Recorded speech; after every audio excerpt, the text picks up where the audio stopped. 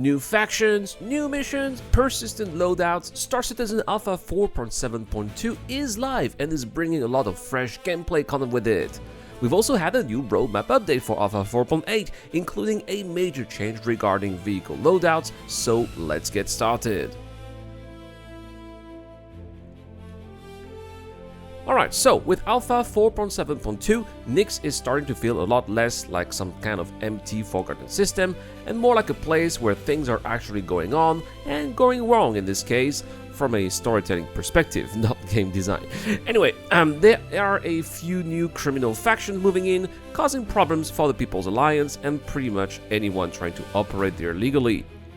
And because of that, the missions we're getting now feel a bit more connected.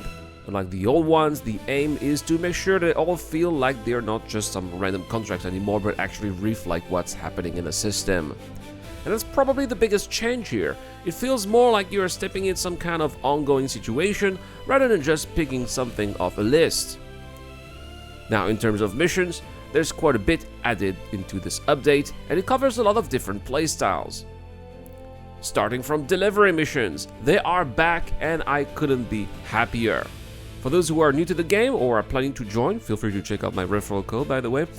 You are actually going to move physical two-handed cargo between locations. It sounds simple, of course, but it does make things a bit more interesting, especially since you're more exposed while doing it. What I love is taking as many missions as possible and optimize my deliveries while turning my cutlass into some kind of space Amazon van. Then you've got cargo recovery, which I think is a really nice addition. You're basically tracking down lost or abandoned cargo out in space, sometimes around wrecks, and bringing it back, so there's a little bit of EVA, a little bit of searching, and you've got to be really careful here depending on where you are. These missions are not technically new. To me, it looks like an expansion of similar missions that have already been in the verse for quite some time. For combat pilots, there's a new wave attack mission. Instead of quick fights, you're dealing with multiple waves of enemies coming in one after the other, so it's more about endurance and managing your ship over time. Bounty hunting is also expanding into Nyx with targets around those rock cracker sites. Again, it just helps the whole system feel a bit more grounded, like these targets actually belong there, and also, well, you get to find the rock cracker area without taking the mission, so that's also good. One thing I'm really glad to see are bombing runs. These are more large-scale objectives where you're taking out infrastructure, fuel depots, asteroid bases, things like that, and they're actually defended, so you're going to have to commit a little bit more to those missions. And you can run these on either side apparently, depending on who you're working for, and I cannot wait to try these with the Rack Club next week. If you want to join our operations, feel free to check out the link in the pinned comment. And finally, salvage is getting more structured with paid contracts from Adagio.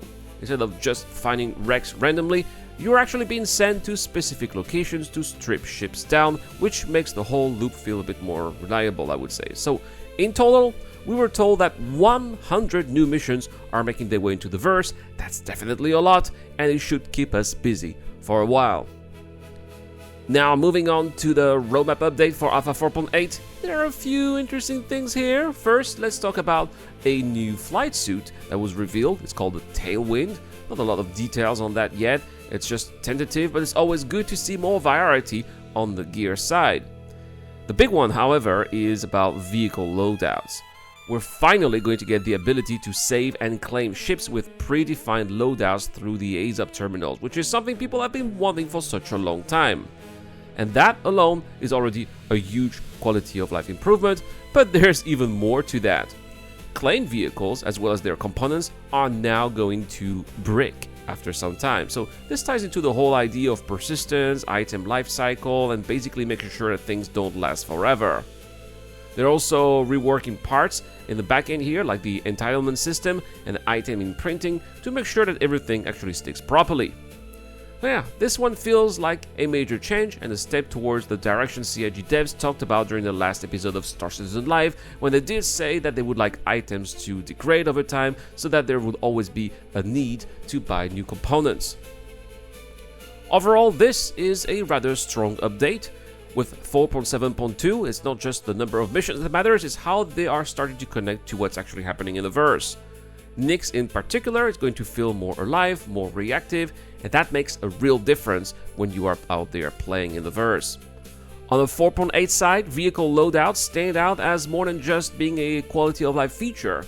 Combined with the idea of components eventually degrading, this clearly is laying the groundwork for something much bigger in the long term.